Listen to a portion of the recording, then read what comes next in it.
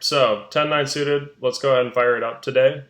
Okay. Everything we're going to do is min raise because if you 3x or 3.5x against Snowy, it plays super, super tight out of the small blind and the big blind because it understands actual pot odds. So remember that every human opponent that you're playing against is way over defending out of the small and the big.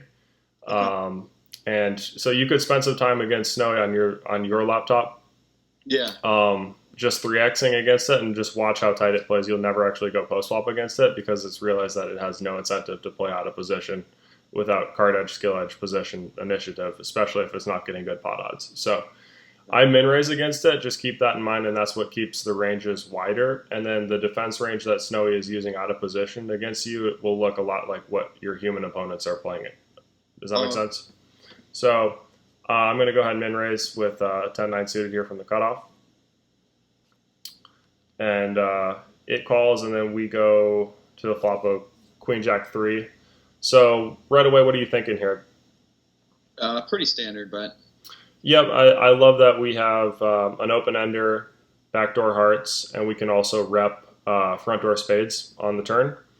And then if Snowy check calls the turn, we usually know that he's capped at one pair and on spades. So like if the turn's a spade, Snowy check calls, we know that he's usually capped at one pair. So I'm planning on overbetting rivers that don't pair the board in that spot. So I love this. Having spades on the board is actually better than not having them because it just gives us more opportunity to leverage our positional advantage. So you're saying he check raises spades every time? I'm saying that like he's going to check raise spades a decent percentage of the time. Okay. And again, your human opponents are almost always going to check raise spades unless they're very calculated, good players playing bigger stakes usually. So I'm just assuming that if a spade comes off, we fire again. Snowy's range is very capped. Your human opponents are extremely capped, and it's important to usually overbet the river. So I'm actually rooting for a spade now, so I can show you what I'm talking about. So I like firing half pot here. And then up here you got the eval button. I'm not sure how much time you've spent with this, but it's saying that it would usually bet the pot here. Okay. Yeah. I like to look and see. Like it even says it's best advice, but then I also look and click on the other ones, and sometimes the EV is higher on the other ones. I don't. Right, and it's doing that for balance purposes. So if you're playing game theory optimal, none of the decisions that you make will be negative EV. They'll always be positive EV. But in order to be perfectly balanced, sometimes you need to sacrifice a tenth of a big blind to balance your range this way or that way. Another thing I like to look at is bet sizing. So betting half the pot, your EV is 2.81 big blinds. So you're winning like a huge amount of this $4.50 pot. And then for pot, it's 2.9 big blinds. So betting half pot is not a mistake here, in my opinion. And it just helps to balance out the way I construct my ranges in real time. So now when the deuce of clubs comes off, what do you know so far? Well, his range is capped at one pair, and we still have, open ender equity. And Yeah, so if we fire half pot again, and we have no shot of improving by the river, we would need him to fold a third of the time. Since we know that we're going to improve to a straight, which is most likely good, about 20% of the time, the amount of fold equity that we need to generate here is like less than 15% on the turn. So if you have equity, just keep firing. And this is a spot where you don't really have to worry about getting check raised that often. So, and again, Snowy's saying about the pot, 2.87 big blinds. Betting half the pot is 2.82 big blinds. So again, I like going with half pot as a default. Snowy calls. And the river is the queen of hearts, and it donk bets less than a third of the pot. So what do you think about this, especially knowing that it's a supercomputer? I mean, normally you would think it's like a defensive bet. Yeah, I think against humans, this is very defensive. It's usually them with like a weak jack or like ace three of spades or something like that that's just trying to get to showdown cheaply and kind of ice you out a little bit. When a supercomputer does this, I don't really know what it's thinking. Because on one hand, it might realize that we have a lot of draws that just bricked out on the river here, and it might just buy them cheaply. But on the other hand, I think it's probably just value betting thinly and not planning on folding to us. So I would usually just fold here. I don't know about you. Yeah, I mean, to defensive bet, some opponents I might raise it. Against obviously against a weak opponent, that's obviously just trying to get away with their weak jack. Yeah, I very, very rarely see even calculated players do this with a queen to try and induce you to raise. They're usually not trying to induce a raise from you. They're usually just trying to get to showdown. So at that point, like against a human opponent, I'm just asking myself, can I blast him off this hand here, or does he still think like Hunter's crazy? He just bricked spades and he's trying to steal it from me. Yeah. As a default, I would just fold.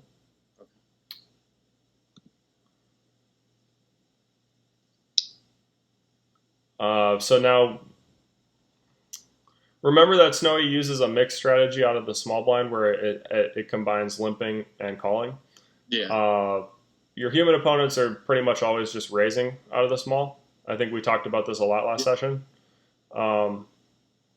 So Snowy is going to be a little bit tighter than the human opponents that you're playing, but still you should always defend with any ace versus a 3x open. Yeah. So I'm going to go ahead and call here. I don't like 3-betting with the offsuit ace-x hands. Now here, let's see what's up.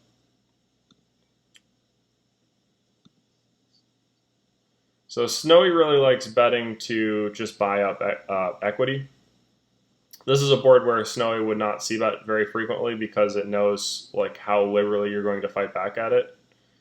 So I think c-betting or just betting half the pot in position here is good. Would you typically do that, or do you like to check back ace high here?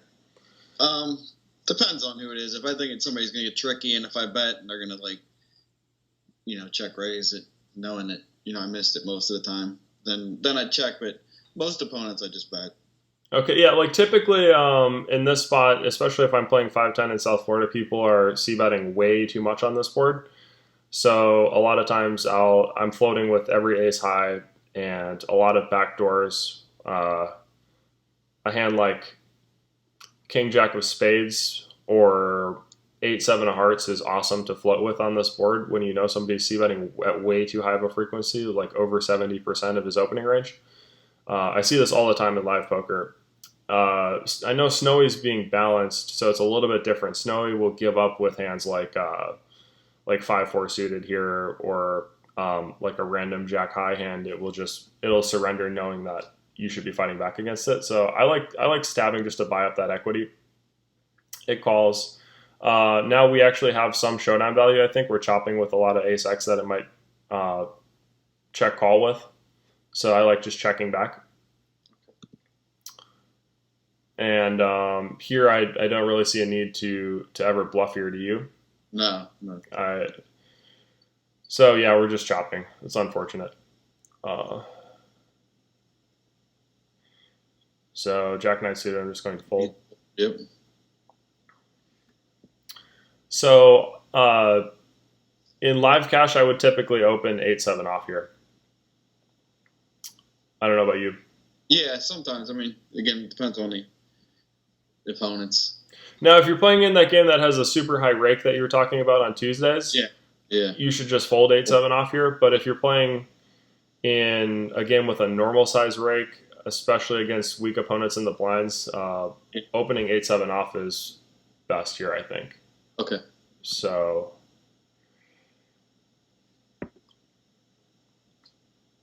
ace-10, I'm always raising from the cutoff. Yep. Now, what's your typical approach here when you get 3-bet out of the small blind in a live game? With ace-10, probably, call in position. I think it's strong enough still. For me, I just don't see guys three betting wide enough out of the small blind. So a lot of times I'll take the tighter approach and just fold.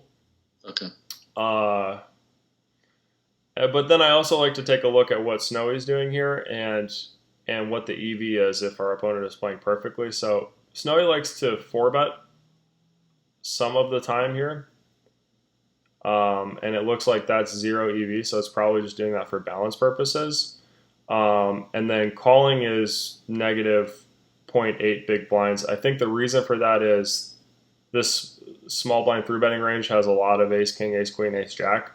It's going to be hard for us to. It's going to be hard for us to get away from an ace without investing two streets. Yeah. So just fold basically. yeah, I would typically fold here. That might be on the tighter side. Ace 10 suited, I'm definitely calling though because I think it plays better in position, especially when stacks are deep. Yep. Oh, are you just calling all these suited aces or If stacks are 100 bigs, no. If stacks are 200 bigs, yes. So I would either call with all of them or four bet with some of them. Okay. Because having that board coverage in these pots is huge. Being able to flop flush draws and apply pressure is very important in my opinion. And Snowy agrees with me. Okay. I think most guys agree with me actually in live cash. Because you're playing 5-10, you open to 30, somebody goes up to 100 out of the small blind, and you guys are 3K deep. It makes a lot of sense to call and try and take it away. Okay.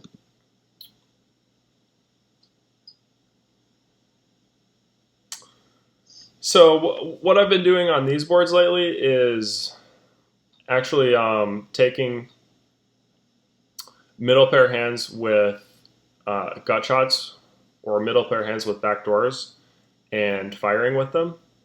This is one thing that I've changed in my game quite a bit when I'm in position. Because when you check back on this board, your range is very, very capped. And Snowy should just hammer you.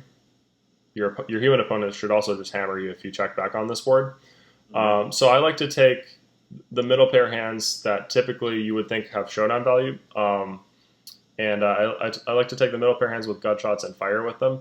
And I think that's much better than bluffing with hands like nines through deuces or like the smaller connectors with no flush draw.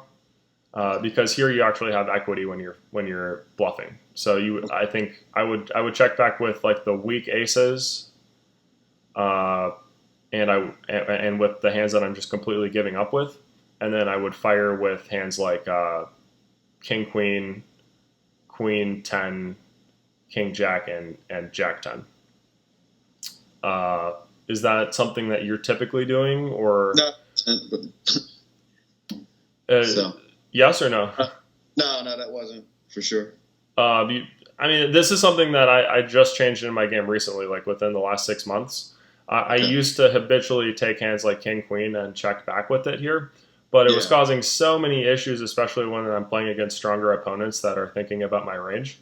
Because when they know that the best hand I can have is something like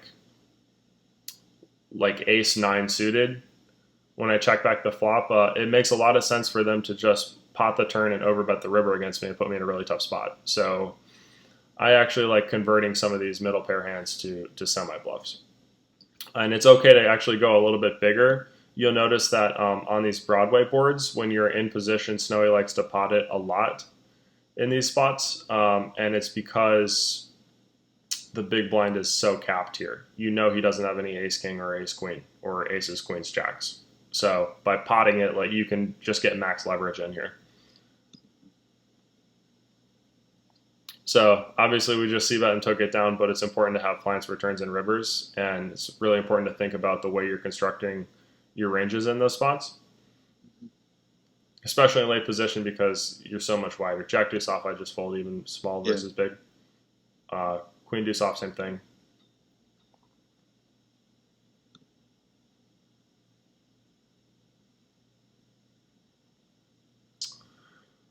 So queen 7 suited would be a defend versus a min raise or 2.5, but 3.5 you just have to fold. And this is kind of what I was talking about.